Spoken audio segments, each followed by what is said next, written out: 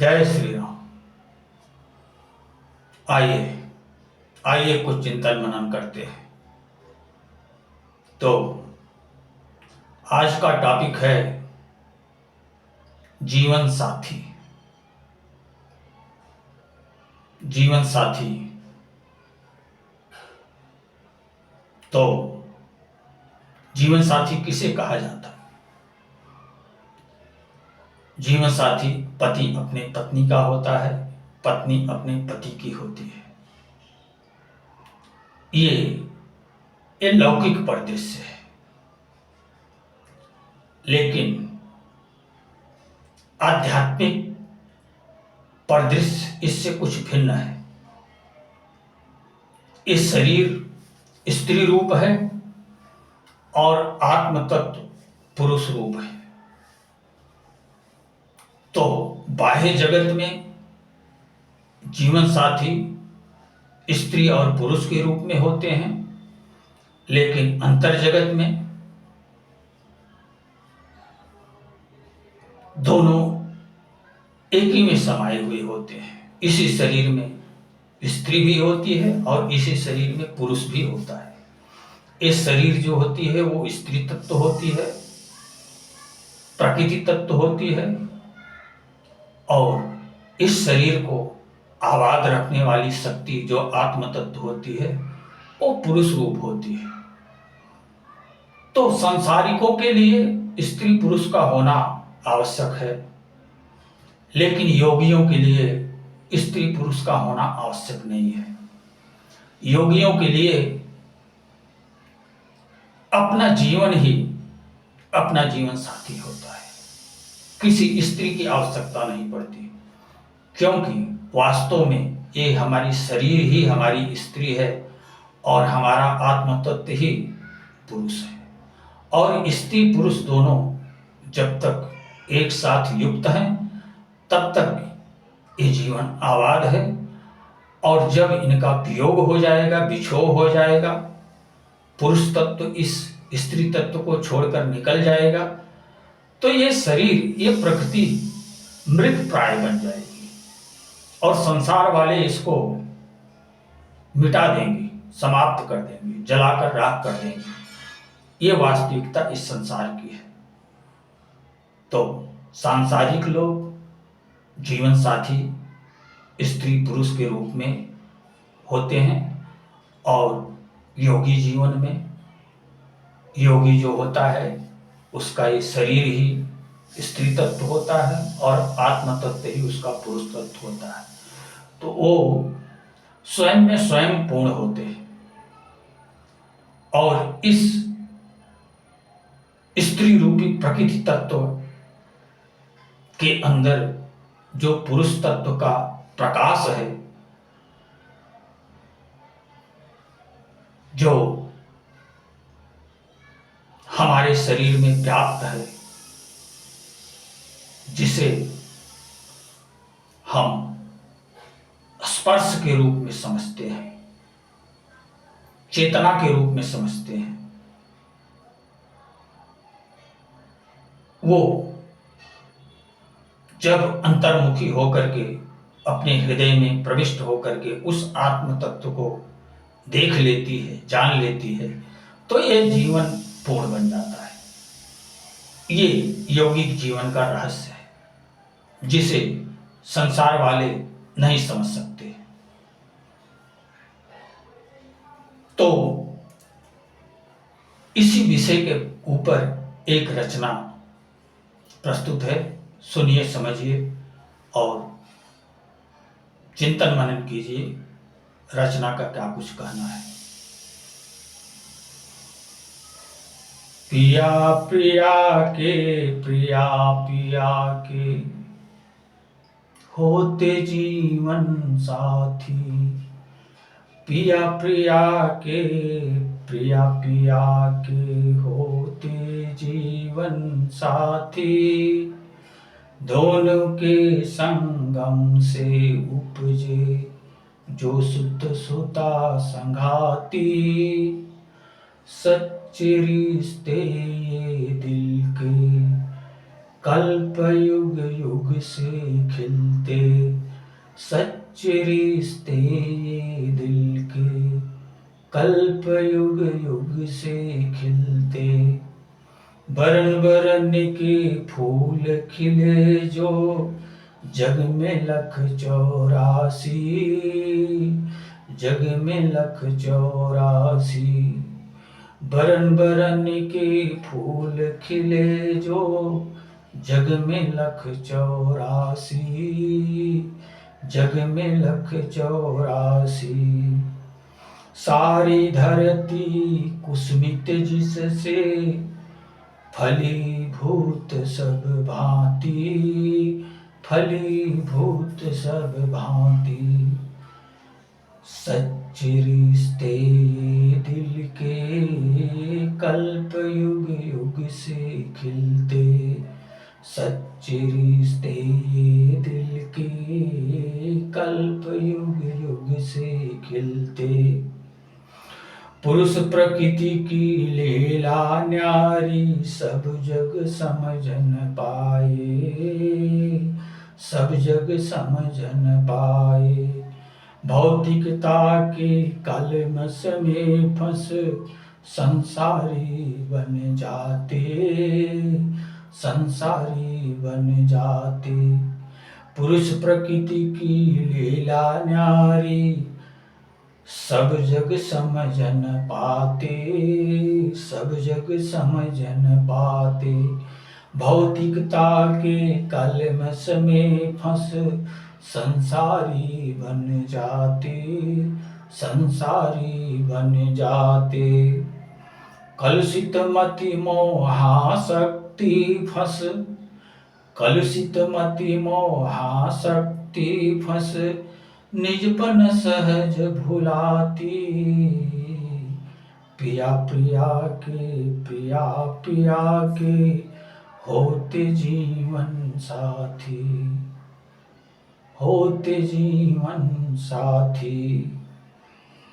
दोनों के संगम से उपजे जो सुत सुता संगाती।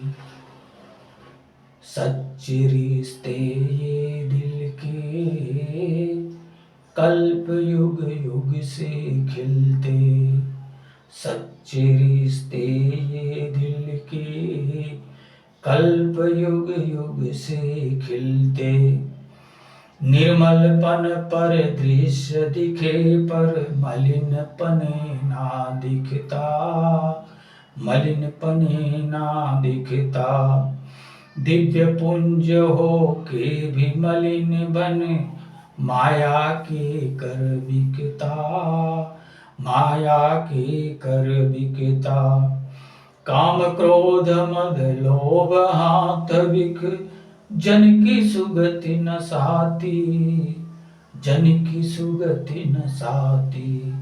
पिया प्रिया के, प्रिया पिया के होते जीवन साथी। दोनों के संगम से उपजे जो सुत सुता संगाती। सच्चे रिश्ते ये दिल के, कल्प युग युग से खिलते। सच्चे रिश्ते ये दिल के, कल्प युग युग से खिलते।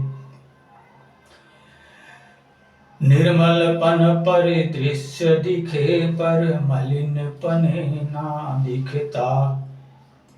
दिव्य पुंज हो के भी मलिन बन माया के कर बिकता। काम क्रोध मद लोभ हाथ बिक जन की सुगति न साती। पिया प्रिया के, प्रिया प्रिया के होते जीवन साथी, होते जीवन साथी। संस्कृति फंसे न फिर भव पारा, भव की गर्त समाए। संस्कृति फंसे न फिर भव पारा, भव की गर्त समाए। लख 84 जीव भटकता, पार न भव से पाए।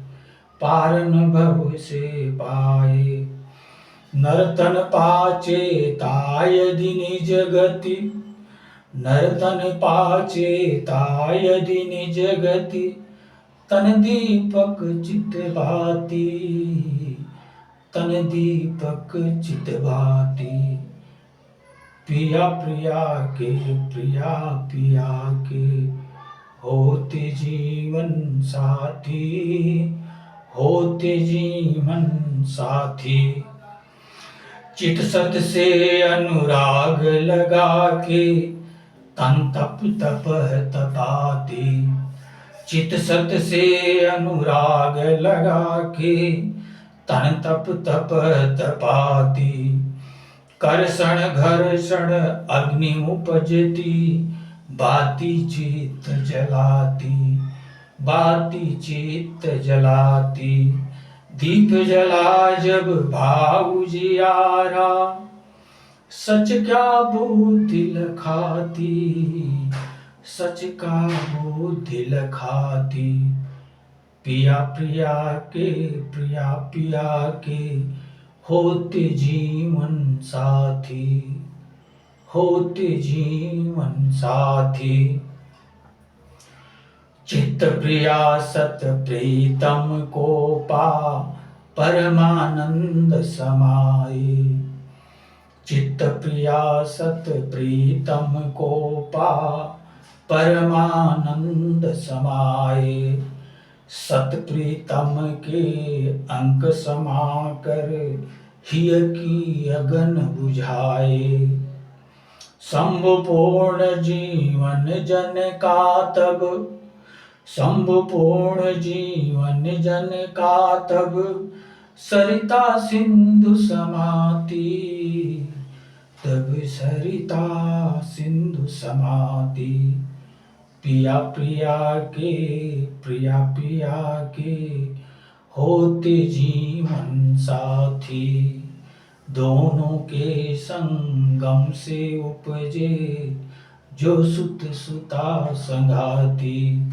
सच्चे रिश्ते ये दिल के, कल्प युग युग से खिलते। सच्चे रिश्ते ये दिल के, कल्प युग युग से खिलते। तो ये रचना क्या कुछ उपदेश दे रही है? 50% तो आप समझ गए होंगे, लेकिन तत्वतः समझने के लिए समझाना आवश्यक है। तो आइए समझते हैं इस रचना का क्या कुछ कहना है। पिया प्रिया के, प्रिया पिया के, होते जीवन साथी। दोनों के संगम से उपजे, जो सुत सुता संगाती। सच्चे रिश्ते ये दिल के, कल्प युग युग से खिलते। इस भौतिक जगत में एक पुरुष होता है और एक स्त्री होती है, और इन दोनों के संगम से पुत्र और पुत्रियां उत्पन्न होती हैं, और ये प्रक्रिया युग युगों से, कल्पों से होती चली आ रही है। हमारे आपके अनंत पूर्वज पीछे छूट गए हैं, और अनंत पूर्वज आगे आने वाले हैं। इस तरह से हमारी और आपकी संतति इस संसार में चल रही है। एक शब्द है, किसी को प्रणाम करो तो कोई कोई ऐसा होता है, उसे यदि प्रणाम करो तो वो अपना वरद हस्त उठा करके आशीर्वाद, आशीर्वाद ऐसा शब्द उच्चारण करता है। तो उस आशीर्वाद शब्द का अर्थ क्या होता है, क्या आपको ज्ञात है? आशीर्वाद शब्द में, आशीर्वाद शब्द जो है वो दो शब्द से दो शब्दों को जोड़ करके बना है। आखिर धन आवाज, आखिर धन आवाज बराबर आशीर्वाद। ये आखिर शब्द को और आवाज शब्द को, दोनों को अकः सवर्णी दीर्घ सूत्र से जोड़ करके इसे आशीर्वाद शब्द के रूप में प्रयुक्त किया गया है। और आशीर्वाद शब्द का अर्थ क्या होता है? आशीर्वाद शब्द का अर्थ यह होता है कि आपकी जो युगों से, कल्पों से संतति चली आ रही है, जो वंश परंपरा आपकी युगों युगों से चली आ रही है, ये परंपरा, ये पद्धति, ये वंशानुक्रम, ये अंत समय तक आबाद रहे। आशीर्वाद शब्द का यही अर्थ होता है कि आपकी संतति धरती के अंत समय तक आबाद रहे। आशीर्वाद शब्द का एक अर्थ होता है। तो इसी तरह से हमारी और आपकी, सारे संसार की संतति सरिता की धारा की तरह बहते हुए निरंतर बह रही है, निरंतर बह रही है। लाखों करोड़ों पूर्वज आए, जीविकोपार्जन किए, अपनी संतति को इस संसार में पैदा किए और अपनी संतति को प्रदान करके इस संसार से चले गए। आज हम और आप इस संसार में हैं। हम और आप भी अपनी संतति को उत्पन्न कर रहे हैं और वृद्ध हो रहे हैं, और वृद्ध होकर के कल हम और आप चले जाएंगे, लेकिन हमारी संतति यहां आबाद रहेगी। तो ये प्रक्रिया सतत चल रही है, युगों युगों से, कल्पों कल्पों से ये प्रक्रिया सतत चल रही है।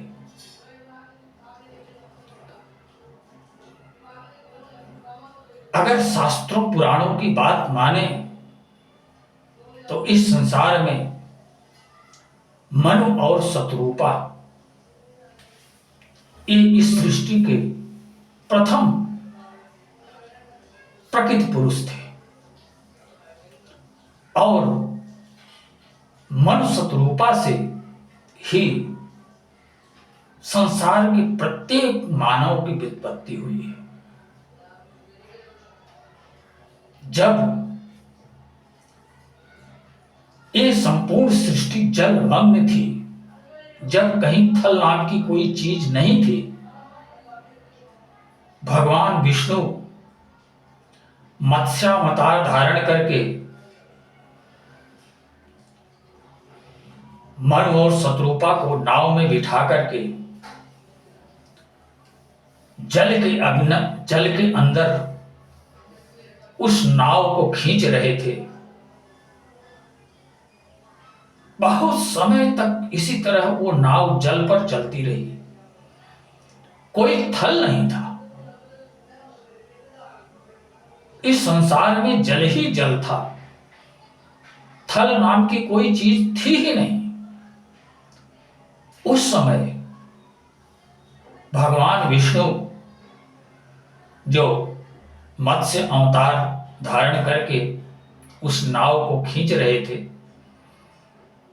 काफी समय व्यतीत हो जाने के बाद तब मनु शत्रुपा को इस सृष्टि में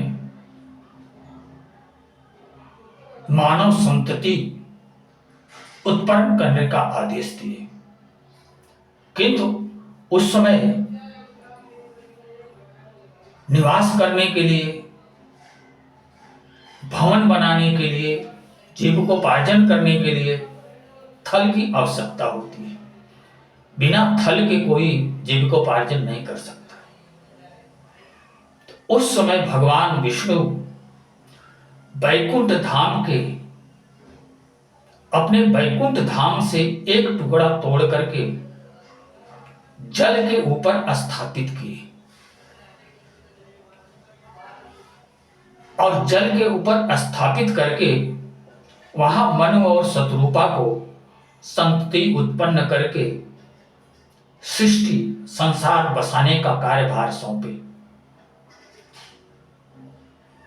तो जो वैकुंठ का टुकड़ा तोड़ करके जल के ऊपर भगवान विष्णु स्थापित किए थे, वो टुकड़ा, वही टुकड़ा अयोध्या धाम है। अयोध्या धाम वैकुंठ का टुकड़ा है, वो इस धरती का भूभाग नहीं है। काशी इस धरती का भूभाग नहीं है, भगवान शिव के त्रिशूल पर टिकी हुई नगरी है। अयोध्या और काशी, ये दो धाम की विशेष महत्ता है। तो इसका वृत्तांत कुछ इस तरह से, इसे ध्यान में रखने की आवश्यकता है। तो पिया पिया के होते जीवन साथी, दोनों के संगम से उपजे जो सुत सुता संघाती, सच्चे रिश्ते ये दिल के कल्प युग युग से खेलते। इतनी बात तो आप लोग समझ चुके होंगे। अब बरन बरन के फूल खिले जो जग में लख 84, सारी धरती कुस्मित जिससे फलीभूत सब भांति, सच्चे रिश्ते ये दिल के कल्प युग युग से खिलते। जब ब्रह्मा का एक दिन सतयुग कलयुग द्वापर त्रेता जब 1000 चक्र लगाते हैं, तब ब्रह्मा का एक दिन व्यतीत होता है। और फिर सतयुग कलयुग द्वापर त्रेता ये चारों युग जब 1000 चक्र लगाते हैं, तो ब्रह्मा की एक रात्रि व्यतीत होती है। इतना बड़ा उनका दिन और इतनी बड़ी उनकी रात्रि होती है। तो जब ब्रह्मा का दिन होता है, तो इस धरती के सारे जीव 84 लाख तरह की जो प्रजाति है, वो प्रजाति अव्यक्त अवस्था से व्यक्त अवस्था में आ जाती है। आज के लोग जो ये अनुमान लगाते हैं कि बंदर से आदमी हुए, मछली से आदमी हुए, वगैरह वगैरह जो अनुमान लगाते हैं, इनका अनुमान गलत है। अरे ठीक है, अगर बंदर से मानव बना तो बाकी मानव के अलावा भी तो 84 लाख तरह के जीव जंतु इस सृष्टि में हैं। तो क्या आप बता सकते हो कि वो 84 लाख तरह के जीव किस तरह बने? ये सब कपोल कल्पना है। वास्तविकता तो ये है कि 84 लाख तरह के जीव जब ब्रह्मा की रात्रि आती है, तो वो अव्यक्त प्रकृति में समा जाते हैं, और जब ब्रह्मा का दिन आता है, तो वो सब जीव अव्यक्त प्रकृति से निकल करके व्यक्त प्रकृति में आ जाते हैं और सृष्टि में पुनः उत्पन्न होकर के अपना जीविकोपार्जन करने लगते हैं। ये वास्तविकता है संसार की। ये पौराणिक चीज है। ये वेद सम्मत शास्त्र सम्मत चीज ये है जिसे लोग आज अनुमान लगाते हैं कि 5000 वर्ष पहले ये हुआ, 5000 वर्ष पहले ये हुआ, 5000 वर्ष पहले धरती आई, 5000 वर्ष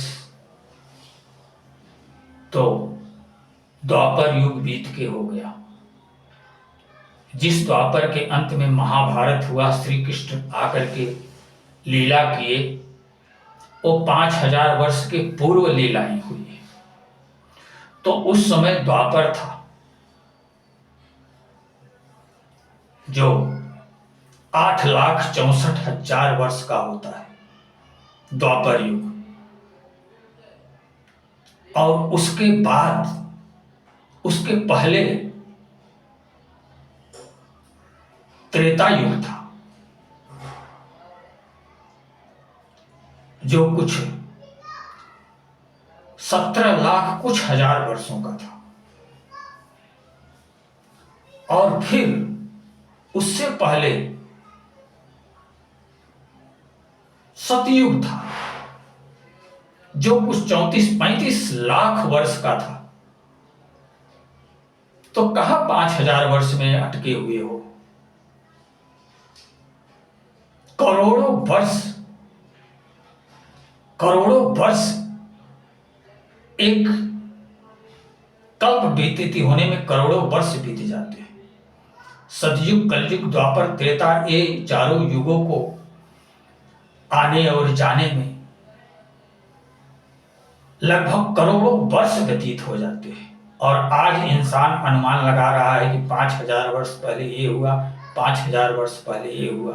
अरे 5,000 वर्ष से तो कलयुग लगा हुआ है, 5,500 वर्ष लगभग हो गया कलयुग को लगे। उससे पहले द्वापर था, जिसमें भगवान श्री कृष्ण जन्म लेकर के लीलाएं किए थे, महाभारत हुआ था। उससे पहले त्रेता युग था, जिस युग में भगवान राम जन्म लेकर के लीलाएं किए थे। उसके पहले सतयुग था, जब सूर्य एक छाप आदि आदि वृत्तांत था, वहां से सृष्टि का प्रारंभ हुआ है। वैदिक संस्कृति सभ्यता आपको करोड़ों वर्ष का ज्ञान दे रही है।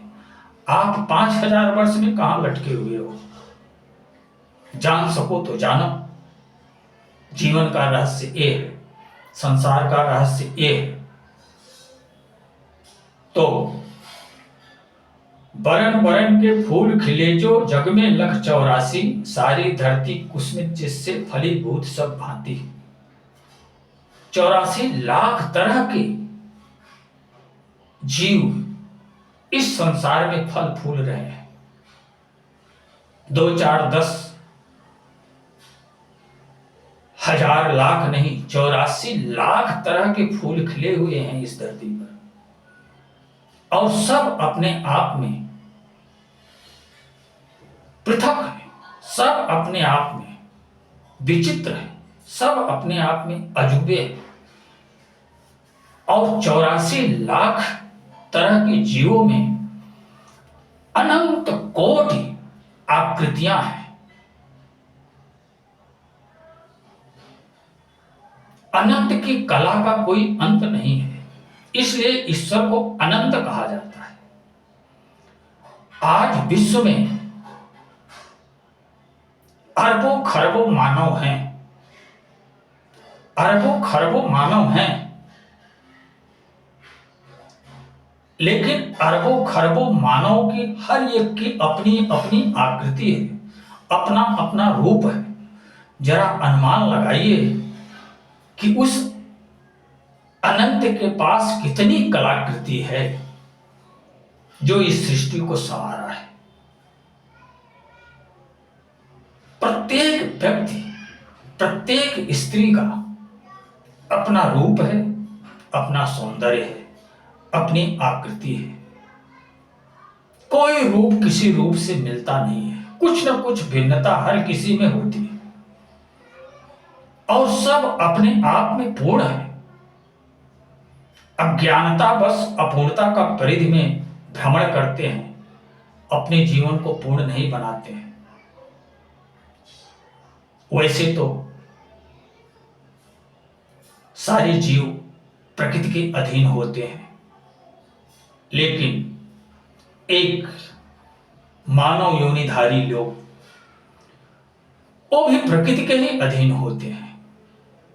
लेकिन अगर योग, जप, तप, व्रत, ध्यान आदि अपना करके धीरे धीरे वो अभ्यास करते हैं तो वो प्रकृति की पकड़ से छूट जाते हैं, वो परम स्वतंत्र बन जाते हैं, परम पूर्ण बन जाते हैं, वो जीव से शिव रूप में परिवर्तित हो जाते हैं और उसी को मुक्तावस्था कहते हैं, मोक्ष गति कहते हैं। तो ये रहस्य है इस जीवन का, ये रहस्य है इस संसार का। अनाड़ी लोग कुछ भी सोचते हैं, कुछ भी बोलते हैं, और अनाड़ी लोग कुछ भी सुनते हैं और कुछ भी सच मानते हैं। लेकिन सच सब कुछ नहीं होता है। सच तो इस संसार में है ही नहीं, सच तो इस संसार में दिखता ही नहीं है। सारे संसार झूठ से भरा हुआ है। सच तो आपके हृदय में है। अगर देख सको तो अपने हृदय में उतर करके उस सच को देखो। वो सच बाहर है ही नहीं। सच तो इस संसार में दिखता ही नहीं है। सच तो स्वयं को छुपा करके रखता है। मानव में छुपा के रखा है, पशु पक्षी में छुपा के रखा है, वृक्षों में छुपा के रखा है, पुष्पों में है, खिल रहा है, मुस्कुरा रहा है, लेकिन आवरण के बीच में समाया हुआ है, बाहर नहीं अंदर है। और आप भी उसे अंतर्मुख होकर के हृदय प्रदेश में प्रविष्ट होकर के ही प्राप्त कर सकते हो। बाकी उसे पाने का कोई मार्ग नहीं है। यही इस संसार का अकाट्य सत्य है। समझ सको तो समझो, खोज सको तो खोजो, पूर्ण बन सको तो पूर्ण बनो। सब कुछ तुम्हारे ऊपर निर्भर है।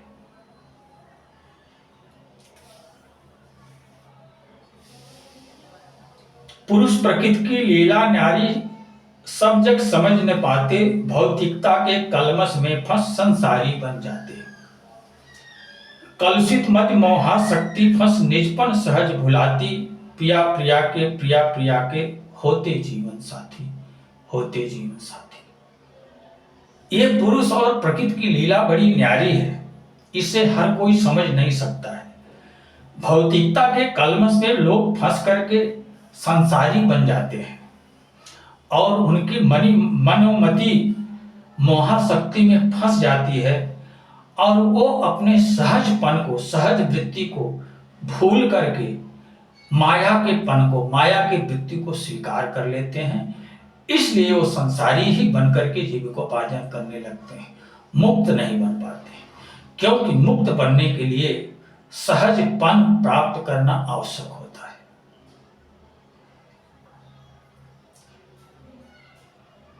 निर्मलपन पर दृश्य दिखे पर मलिन पने ना दिखता, दिव्य पुंज हो के भी मलिन बन माया के कर बिकता।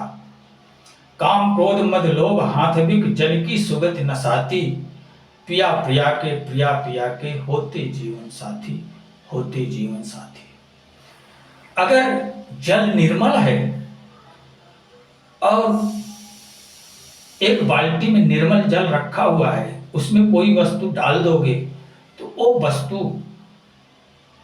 बाल्टी के नीचे जाकर के बैठ जाएगी, लेकिन ऊपर से देखोगे तो दिखेगी, वो वस्तु दिखेगी। निर्मलता उसे कहते हैं। लेकिन उसी बाल्टी में अगर मटमैला जल भर दोगे और उसमें किसी वस्तु को डाल करके देखोगे तो वो वस्तु जल के नीचे डूब जाएगी, तो आप उसे देख नहीं सकते, आपको वस्तु दिखेगी नहीं। तो मलिनता और निर्मलता में ये अंतर होता है। निर्मलता जो होती है वो पारदर्शी होती है और मलिनता पारदर्शी नहीं होती है। तो जब आपके अंदर निर्मलपन आएगा तो आपके हृदय में स्थित वो आत्म तत्व, वो वस्तु भी आपको दृष्टिगोचर होने लगेगी। और अभी आपको दृष्टिगोचर क्यों नहीं हो रही है? क्योंकि अभी आप में मलिनता समाई हुई है। आप अभी निर्मल जल नहीं बन पाए हो, अभी मलिन जल के स्वरूप में स्थित हो, और मलिन जल में कोई चीज दिख नहीं सकती। यही यही वजह है जो आप अपने आत्म तत्व को नहीं देख पा रहे हो। उस जल का वाष्पीकरण करना होगा, तपह की अग्नि में उसे तपाना होगा। वाष्प बन करके जब वो ऊर्ध्वगामी बनेगी, तब वो उसे निर्मल पन प्राप्त होगा। और जब आपके शरीर के अंदर निर्मलता आ जाएगी, निर्विकारीपन आ जाएगा, तो सहज रूप से आप अपनी आत्मा को देख करके पूर्णता प्राप्त कर सकोगे। ये जीवन का रहस्य है।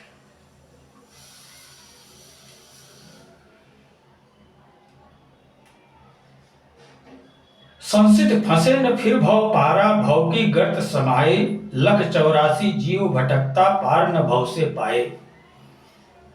नर्तन पा चेता यदि निजगत, तन दीपक चित बाती, पिया प्रिया के प्रिया पिया के होते जीवन साथी, होते जीवन साथी।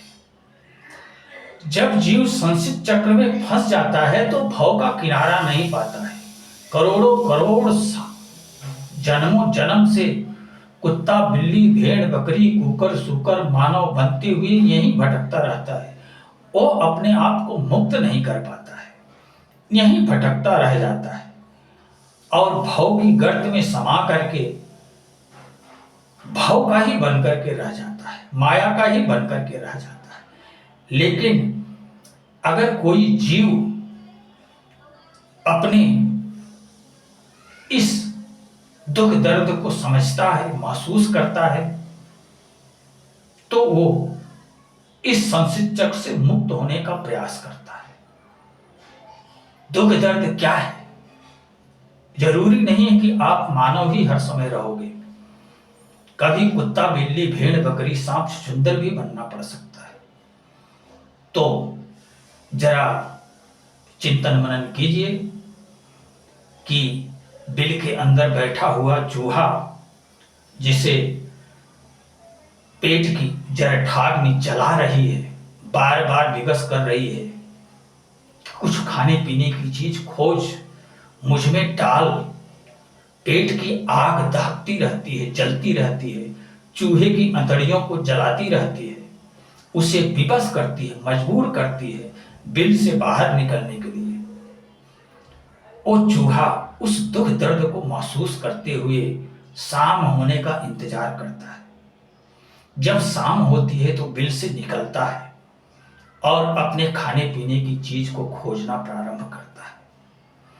और जब खोजते खोजते बिल के अगल बगल कुछ नहीं मिलता है तो थोड़ा दूर भी जाना पड़ता है उसे, क्योंकि क्षुधा पीड़ तो शांत करना ही करना है। अगर क्षुधा पीड़ शांत नहीं करेगा तो उसे जरठाग्नि जला करके मार डालेगी। इसलिए जीवित रहने के लिए उसे उस जरठाग्नि में कुछ न कुछ ईंधन डालना जरूरी है, और उसी उम्मीद में वो बिल से दूर खाने पीने की चीज खोजता रहता है। दूर बैठी बिल्ली घात लगाई उस चूहे की गतिविधि को देखती रहती है। कहां वो बेचारा भूख प्यास से तड़प रहा है, अपने जीवन रक्षा के लिए खाने पीने की चीज खोज रहा है, लेकिन उसी समय बिल्ली झपटती है और उसे दबोच लेती है, और ऐसी विकल अवस्था में उसे जीते जी चबा जाती है, जीते जी खा जाती है। तो जीवों की इतनी भयावह दशा है। जंगलों में हिरन चरते रहते हैं, अन्य जीव चरते रहते हैं, हिंसक पशु उनको पकड़ते हैं और जीते जी ही फाड़ करके खा जाते हैं। ये दशा जीवों की, कितनी दयनीय दशा जीवों की है। और इस तरह का दुख दर्द सहते हुए 84 लाख योनियों में भटकते हुए करोड़ों करोड़ जन्मों के बाद ये मानव जीवन प्राप्त होता है। वो आत्महंता होता है जो स्वयं का उद्धार नहीं कर लेता है, स्वयं को मुक्तात्मा नहीं बना लेता है, जो कुछ पलों के इस जीवन को भोग विषय में गंवा करके पुनः उसी अध योनि में समा जाता है। वो आत्महंता होता है, वो स्वयं का स्वयं शत्रु होता है। लेकिन जो स्वयं का मित्र होता है, 84 लाख योनियों के दुख दर्द को महसूस करता है, देखता है, जानता है, वो मानव योनि प्राप्त करने के बाद स्वयं का उद्धार करने का प्रयत्न करता है, मुक्तात्मा बनने का प्रयास करता है। उसे चिंता रहती है और प्रयत्न करने वाला ही देर सवेर मुक्तात्मा भी बन लेता है। जो प्रयत्न नहीं करता है वो संसित फंद में फंसा हुआ जन्म मरण के चक्कर में ही भटकता रहता है। ये जीवन की वास्तविकता है।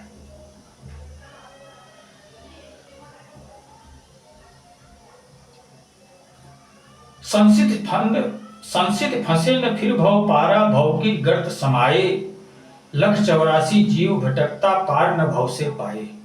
इस तरह से जीव इस भव सागर से पार किनारे को नहीं प्राप्त हो पा रहे हैं। इस तरह से इसी भव सागर में भटक रहे हैं। नर्तन पा चेता यदि निजगति, अगर मनुष्य का शरीर पा करके अपनी स्थिति को, अपनी दयनीय दशा को अगर कोई व्यक्ति महसूस करता है और उसके प्रति संवेदनशीलता अपनाता है, कुछ प्रयत्न करता है, तब वो जाकर के अपने हृदय के दीपक को जलाने का प्रयास करता है। तो हृदय का दीपक, इस शरीर जो है एक दीपक के समान है और इसके अंदर जो चित्त है, जो चेतना है, वही बाती के समान है। जो दीपक में एक बाती रहती है जिसमें दीपक जलता है, वो बाती क्या है? इस शरीर का चेतना है, इस शरीर का चित्त है। और ये शरीर क्या है? ये एक ढबरी है, एक दीपक का आकार है और इसके अंदर जो चेतना है वही इस दीपक की बाती के समान है।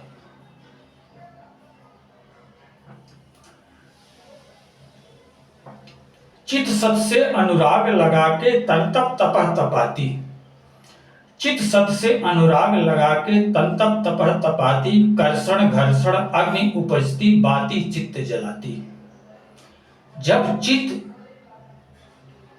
सत से मिलन के लिए योग जब तप का माध्यम अपनाती है, उससे प्रेम लगाती है, अपने जीवन को तपह की अग्नि में तपाती है, तो उस तपाग्नि से, उस योग अगन से, उस चित रूपी बाती में अग्नि प्रकट हो जाती है और वो इस शरीर रूपी दीपक के अंदर हृदय में स्थित आत्मा रूपी जो बाती है, वो जब सत से अनुराग लगा कर के योग जब तप किया जाता है तो उस बाती में आग प्रकट हो जाती है और हृदय में वो दीपक जलने लगता है। और जब हृदय में दीपक जलने लगता है तब क्या होता है? कर्षण घर्षण अग्नि उपजती, बाती चित्त जलाती, दीप जला जब भा उजियारा, सच क्या बुद्धि लखाती। जब चित्त रूपी बाती जलने लगती है और हृदय प्रदेश में उजाला बिखेर देती है, तब इस जीवन की वास्तविकता क्या कुछ है, उसे स्वयं चित्त महसूस करता है, उसे बुद्धि समझ पाती है कि जीवन की वास्तविकता क्या है। लेकिन जब तक चित्त रूपी बाती इस शरीर रूपी दीपक में प्रज्वलित नहीं होगी, जलेगी नहीं, तब तक जीवन के रहस्य को कोई जान नहीं सकता है। उसके पहले अगर वो हृदय प्रदेश में जाएगा तो हृदय प्रदेश में उसे कुछ अवलोकित नहीं होगा, कुछ दिखेगा नहीं, क्योंकि वहां प्रकाश नहीं होगा। प्रकाश तो तभी वहां होगा जब आपके चित्त रूपी बाती में लौ जलने लगेगी, तब प्रकाश होगा। उस प्रकाश को देख करके ही इस जीवन की वास्तविकता को जाना समझा जा सकता है। चित्त प्रिया सत प्रीतम कोपा परमानंद समाये। अब दीपक, चित्त रूपी दीपक की बाती जब जल जाती है तब क्या होता है? चित्त प्रिया सत प्रीतम कोपा परमानंद समाये। तब जो चित्त है उस सत को देख करके उस सत में समा जाता है, सत के साथ एकाकार कर लेता है और परम आनंद की अनुभूति से युक्त हो जाता है, परम आनंद में खो जाता है। सत प्रीतम के अंग समाकर हिय की अगन बुझाए। वो अपने हृदय के उस पुरुष को, उस आत्म तत्व को देख करके एक प्रकृति रूपी शरीर, एक चित्त उस सत को देख करके उसमें समाहित होकर के अपने जन्मों जन्मों की प्यास को बुझाते हैं, तृप्ति को प्राप्त करते हैं। संभपूर्ण जीवन जन्म का तब, संभपूर्ण जीवन जन का तब सरिता सिंधु समाती। पिया प्रिया के, प्रिया पिया के, होते शाश्वत साथी, होते शाश्वत साथी। तब जाकर के उस चित्त को सत प्राप्त होता है, आत्म तत्व का दर्शन प्राप्त होता है। तब वो चित्त और सत शाश्वत जीवन साथी बनते हैं। ये सांसारिक जीवन साथी की तरह नहीं। इस संसार में तो एक स्त्री है, एक पुरुष है, कोई कभी भी किसी का भी साथ छोड़ करके चला जाता है। अगर स्त्री पुरुष का साथ छोड़ के चली गई तो पुरुष जो है रड़ुआ हो गया, जिसको संसार में बोलते हैं रड़ुआ हो गया। और अगर पुरुष चला गया तो औरतें विधवा हो जाती हैं, जिन्हें समाज हेय दृष्टि से देखता है। जबकि ऐसा नहीं है, कभी कोई नारी विधवा होती ही नहीं है। अरे उसका सांसारिक पति अगर मर गया है तो क्या हुआ, उसके हृदय प्रदेश में उसका परम पति अभी भी उसके साथ है। कोई स्त्री कभी विधवा होती ही नहीं। वास्तविकता तो यह है।